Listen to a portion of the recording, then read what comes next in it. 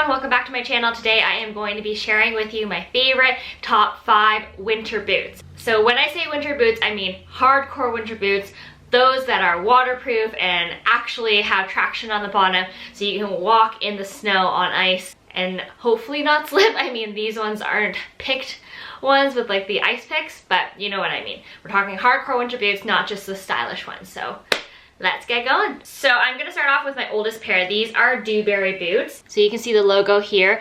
It has Gore-Tex and it is waterproof leather. So I got these in high school and they have honestly been with me for 10 years now. You can see how the leather has aged. The traction on the bottom, obviously they're dirty because I wear them a lot and in many dirty situations. The traction is amazing. I feel like I never slip in them, and because they're higher, when you do get like a huge bout of snow that is going over like regular booty height, these ones are the ones to go to. Also, I wear them as rain boots too, so I don't actually have like rubber rain boots. I have leather rain boots. The other thing is they aren't heavy. Sometimes I find with like all rubber boots or super tall leather boots, they can be quite heavy, but these ones are super comfortable. Like I've never worn them where I'm just like, wow, my feet hurt because the boots are so heavy. And then also, because they are leather, they are super malleable. So like if you're sitting for a long time or walking around for a long time, sometimes in like rubber boots or other really stiff boots because of the material to be waterproof, it can be really uncomfortable. Just to show you the inside, the Gore-Tex lining, super warm, and that's why it's waterproof. And there's the logo. All right, next up are these Stuart Weitzman kind of like platform hiker boots. I got these on sale 2 years ago and they're great. I mean, these aren't 100% waterproof like the Dubarrys.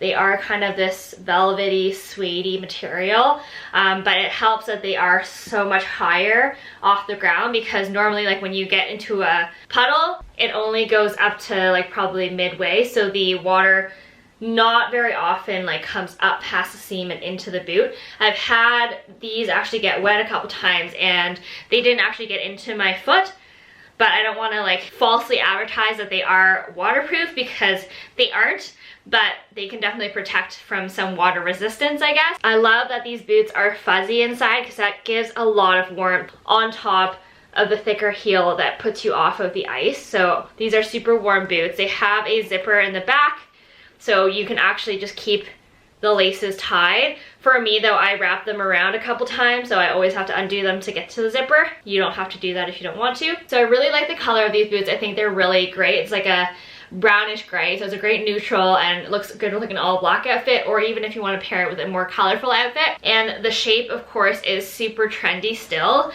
even a couple of years later. The bulky boot, but it's not super like wide, which is what I love.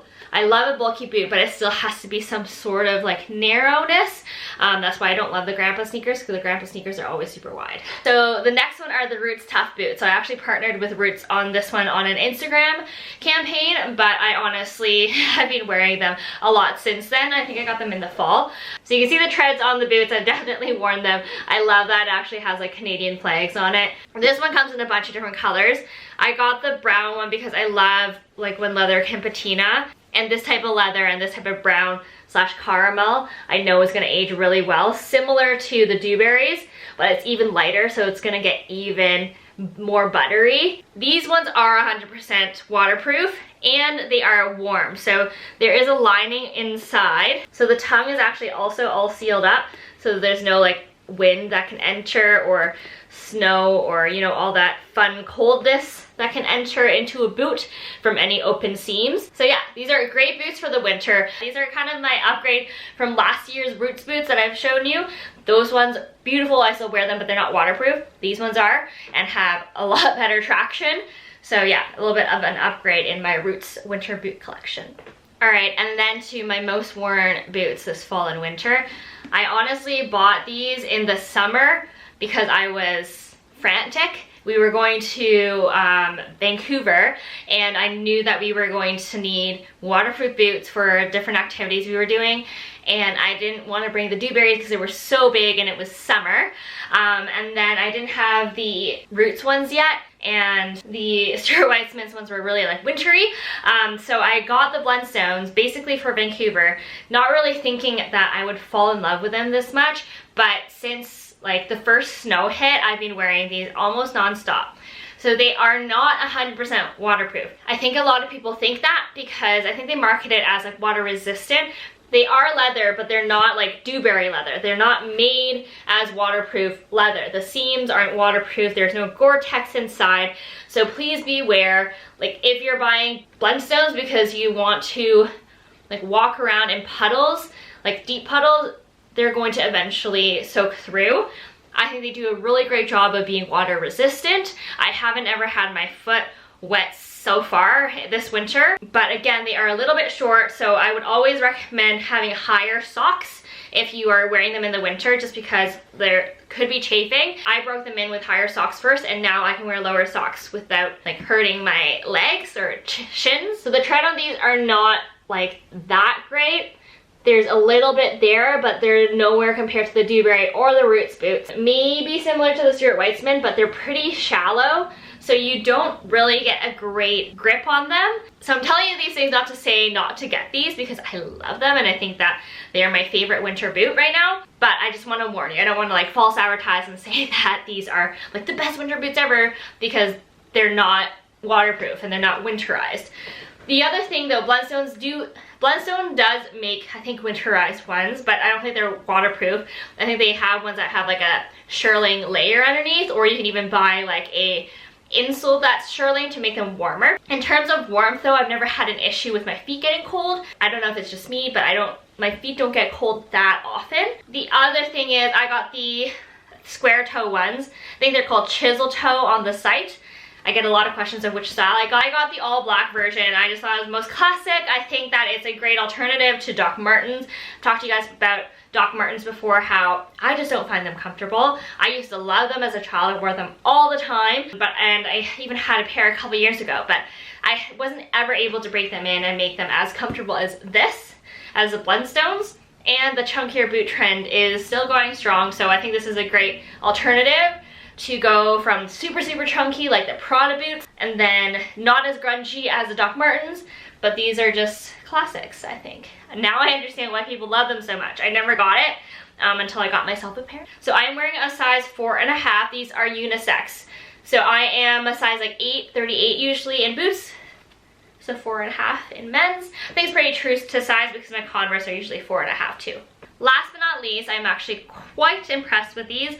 These were part of a Geox campaign that I did on Instagram as well. I haven't bought Geox boots in a while, but I was super happy with these. So as you saw through like my collection so far, I don't really have like a mid-height easy boot that is actually waterproof, has really good traction. So these are the Geox Amphibiox collection, so that means that they're super breathable, 100% waterproof, and they're winterized because they are made to be worn and also have great tread on them. So this is the bottom of the sole.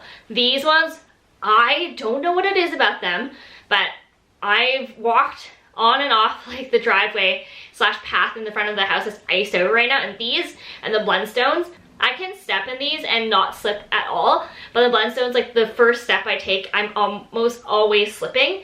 So something with these little spikes, I think, are they even spikes? The little dots on the bottom are so good. I also really like the style of these, so they're a little bit wider, so I can really just step my foot into them and I don't have to worry. They're super easy to put on and off. I think they're a little bit chicer than Uggs, and they're actually waterproof.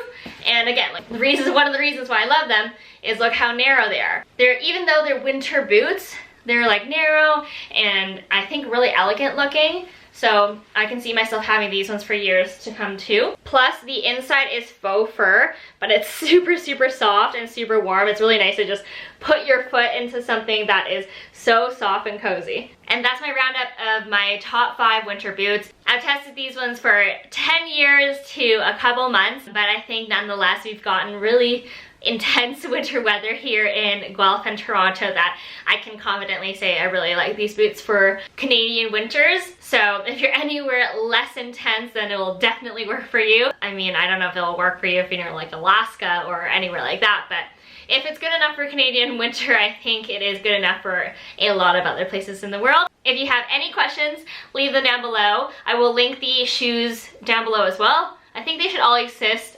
minus the Stuart Weitzman ones, but I'll try to find similar ones. Like the video if you liked it, subscribe to my channel, follow me on Instagram, and I will see you very soon.